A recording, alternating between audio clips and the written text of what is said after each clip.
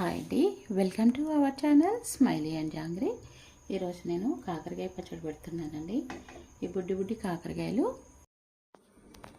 వీటిని శుభ్రంగా కడిగి తోడ్చుకున్నానండి. గాలికి ఆరబెట్టుకోవాలి, నీళ్ళ చుక్క లేకుండా చూసుకోవాలండి. వీటిని ఘాట్లు పెట్టుకోవాలండి, 4 ఘాట్లు పెట్టుకొని ఉంచుకోవాలి. వీటిని ఆయిల్లో ఫ్రై చేసుకుందాం.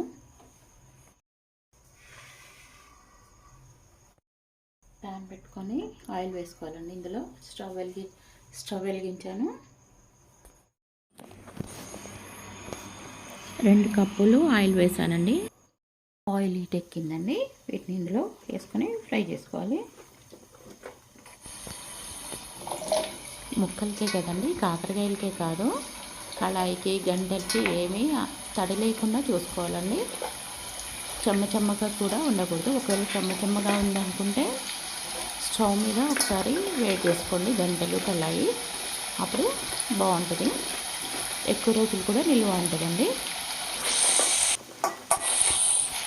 వీటిని దోరగా ఫ్రై చేసుకోవాలండి. ఎక్కువ హైలో కూడా పెట్టకూడదు, మీడియంగా పెట్టేసి స్టవ్ ఫ్రై చేసుకోవాలండి.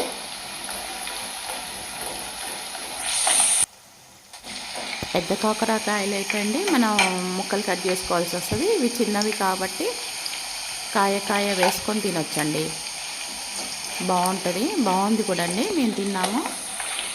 ఇది ఇప్పుడు పెట్టిన వీడియో కదండి, ఎప్పుడో షూట్ చేశాను, కానీ ఈరోజు పెడుతున్నాను. వీటిని కళాయి అంతా స్ప్రెడ్ చేసుకొని ఫ్రై చేసుకోవాలి. చూడండి, కలర్ చేంజ్ అయింది. మధ్యలో స్లోగా కలుపుతూ ఉండాలి. కొంచెం మెత్తగేయండి, ఇంకొంచెం మెత్తగవ్వాలి. ఈ నురుగు తగ్గినప్పుడు తీసుకోవాలండి. బయట తీసేద్దాం.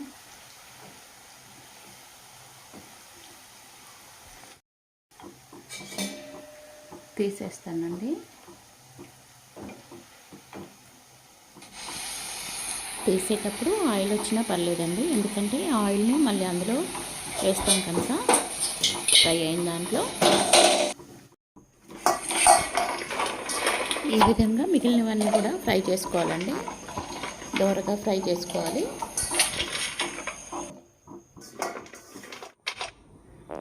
ఒకదాని మీద ఒకటి లేకుండా అండి మంచిగా స్ప్రెడ్ చేసుకోవాలి. మనం కుప్పగా వేసాం కదా, ఫ్రై చేసుకునేటప్పుడు అండి గంటలకి కానీ దేనికి కళాయి కానీ నీళ్ళ చుక్క లేకుండా చూసుకోవాలండి. కాకరకాయలు కూడా శుభ్రంగా కడిగి పెట్టుకోవాలి. కడిగిన తర్వాత తూడ్చుకొని కాసేపు గాలికి ఆరనివ్వాలండి.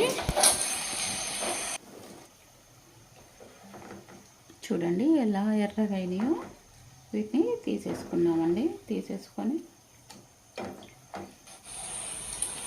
కొంతమంది పిల్లలండి కాకరకాయ కూర తినని వాళ్ళు కూడా ఈ పచ్చడి తింటారండి.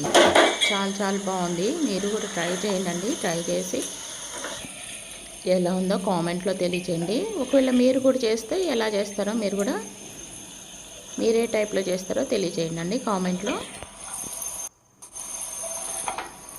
ఇప్పుడు ఇవన్నీ తీసిన తర్వాత అండి మిగిలిన నూనెలో మనం మసాలాలన్నీ తీసుకోవాలండి. ఆయిల్ వేడిగా ఉందండి, మరీ వేడిగా లేదు, కొంచెం వేడిగా ఉంది. ఈ వేడి నూనెలో మనం పసుపు వేసుకున్నాం. 1 టీ స్పూన్ పసుపు వేయాలి. తీసుకుంటా అండి, మీకు స్పూన్లతో వేస్తే తెలియదు కదా, కప్పుతో వేసుకుంటాం. ఇంత కారం అండి, 1 కప్ ఉప్పు. ఆయిల్లో వేస్తే ఈజీగా కలుస్తుందని ఇందులో వేసానండి.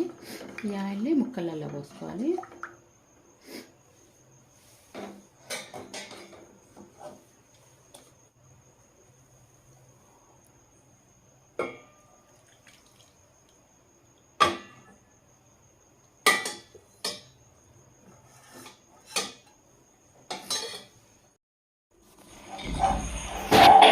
నేను కప్పు కారం మీద కొంచెం 2 స్పూన్లు వేసానండి.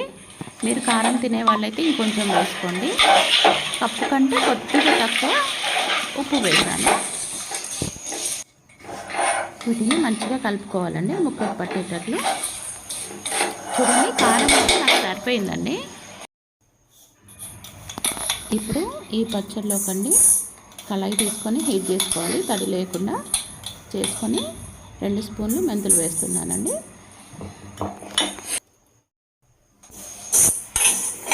ఆవాలండి 4 టీ స్పూన్స్ తీసుకోండి. వీటిని డ్రై రోస్ట్ చేసుకోవాలి. మంచి అరోమా వచ్చే వరకు ఫ్రై చేసుకోవాలండి. మరీ ఎక్కువ మార్చుకోవద్దండి. లైట్గా మంచి వాసన వచ్చే వరకు ఫ్రై చేసుకోవాలి.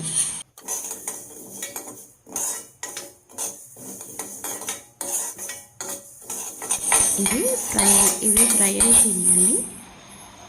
తీసి చల్లార్చుకొని మిక్సీ పట్టుకోవాలండి పౌడర్గా. వెల్లుల్లిని కచ్చా పచ్చాగా దంచుకున్నానండి. ఈ ముక్కలలో ఇప్పుడు మనం మిక్సీ పట్టుకున్న మెంతి పౌడర్, ఆవాల పౌడర్ వేసుకున్నామండి. మంచి అరోమా వస్తుందండి అది వేస్తుంటేనే. మెంతి పౌడర్, వెల్లుల్లి అండి 3 వెల్లుల్లి తీసుకున్నాను. వీటిని కచ్చా పచ్చాగా దంచుకున్నానండి. కొన్ని ఏమో యాస్టీస్గా వేసుకోవాలండి. ఊరిన తర్వాత అవి చాలా బాగుంటాయి. ఈ మసాలాలన్నీ పచ్చడికి మంచిగా కలిసేలాగా కలుపుకోవాలండి. వెల్లుల్లి, ఆవాలు, మెంతులు కలిపి కారం కలిపి మంచి వాసన వస్తుందండి. నోరు ఊరిపోతుంది. చాలా బాగుంది.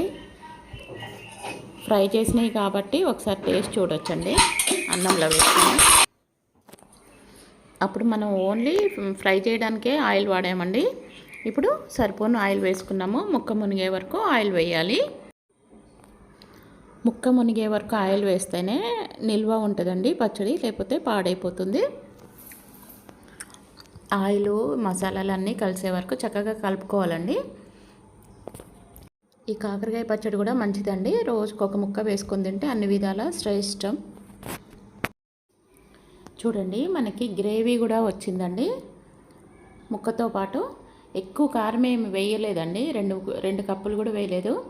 1 కప్పు మీద 2 స్పూన్లు వేసాను. దీన్ని ఎయిర్ టైట్ డబ్బాలోకి పెట్టుకోవాలండి. ఓకే అండి, బాయ్. మీకు నచ్చినట్లయితే లైక్ చేయండి, షేర్ చేయండి.